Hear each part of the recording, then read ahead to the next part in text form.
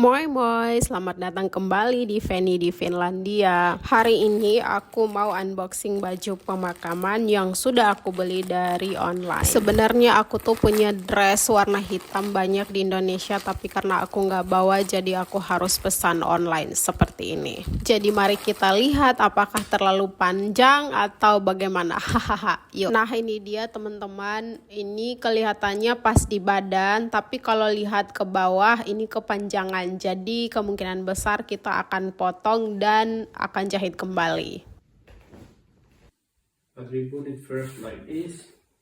Lanjut, aku dan suami sekarang mendadak jadi tim jahit menjahit. Ini dia, kita ngukur dulu pakai apa ini, penggaris. Setelah itu kita potong pelan-pelan juga supaya rata potongannya ya. Aku akan khawatir kalau aku yang potong, tapi kalau suamiku dia sangat hati-hati dalam segala hal, jadi aku mempercayakan itu kepada dia. Jadi teman-teman, aku sudah melewati jahit menjahit dan sudah melewati juga acara pemakaman, dan hari ini aku mau sharing tentang budaya kematian di Finlandia. Lagi-lagi aku itu kena culture shock di Finlandia. Jadi kali ini soal cara mereka menghadapi kematian. Jadi opa dari suamiku meninggal tanggal 17 Januari kemarin dan baru dimakamkan tanggal 22 Februari kemarin. Lama banget kan?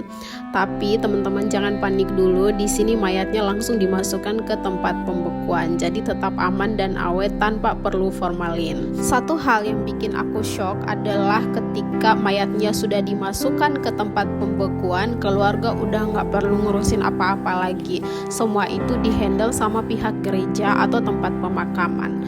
Dan urusan administratif itu kerjaannya anak-anak yang ngurus. Aku sendiri nggak ngerti detailnya gimana. Lanjut, ketika aku tanya alasan kenapa pemakamannya lama, kata suami antre. Jadi mungkin di Finlandia banyak yang meninggal, jadi harus nunggu giliran buat dimakamkan. Alasan kedua adalah tentang cuaca, dan ini bisa jadi karena musim dingin tanahnya beku, dan itu menjadi alasan kenapa butuh waktu lama. Aku juga masih belum nemu jawaban yang pas. Yang bikin aku takjub adalah setelah opa meninggal, keluarga langsung balik ke rumah dan hidup kayak biasa. Nggak ada kumpul-kumpul berhari-hari, nggak ada yang nangis kejer, nggak ada yang teriak-teriak histeris. Paling nangis dikit, segukan sebentar, lalu lanjut beraktivitas. Aku sampai bingung, ini beneran kehilangan orang tercinta atau cuman kehilangan kunci rumah. Jadi 1 minggu sebelum pemakaman, pihak dari pemakaman nanya ke keluarga inti, ada yang mau lihat mayatnya sebelum peti ditutup. Soalnya di Finlandia anak-anak biasanya merantau jauh dan baru pulang pas pemakaman, makanya dikasih kesempatan buat lihat yang terakhir kali. Tapi yang bikin kaget lagi, nggak semua mau lihat. Sepertinya aku kaget-kaget terus ya. Namanya juga culture shock ya kan. Dan pas momen yang terakhir kali yang datang lihat mayatnya opa adalah beberapa orang, nggak banyak, termasuk aku dan kakak iparku dan suamiku. Mereka nangis sebentar terus petinya ditutup. Yang lain gak mau lihat padahal semuanya hadir. Karena penasaran aku tanya ke suami, loh kok yang lain gak mau lihat? Dan kata suami, orang Finlandia gak suka lihat mayat. Mereka cuman mau lihat orang kalau masih hidup. Mungkin mereka gak mau lihat perubahan wajah orang yang sudah meninggal, atau mungkin mereka lebih memilih mengenang orang yang mereka sayang pas masih hidup. Jadi bukan pas udah jadi mayat ya kan? Aku juga nggak tahu pasti. Yang jelas di sini nggak ada pemaksaan.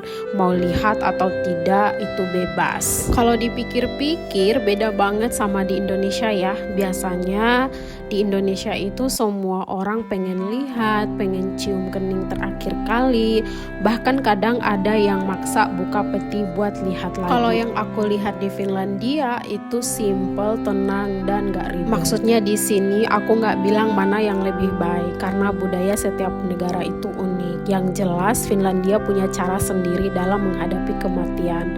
Buat mereka kehidupan harus tetap berjalan, gak perlu drama berlebihan. Gimana menurut kalian? Kalian lebih suka yang mana? Dan buat teman-teman, ini adalah murni pengalamanku. Jadi aku share sebagai hal baru yang aku alami di Finlandia dan gak ada maksud lain. Mungkin akan ada yang bilang, di Finlandia gak gitu kok. Ya bisa jadi, setiap keluarga pasti punya cara masing-masing. Oke teman-teman, itu dia sharing hari ini dan terima kasih buat kalian yang sudah menonton. Jangan lupa like, subscribe, dan komen. Bye-bye.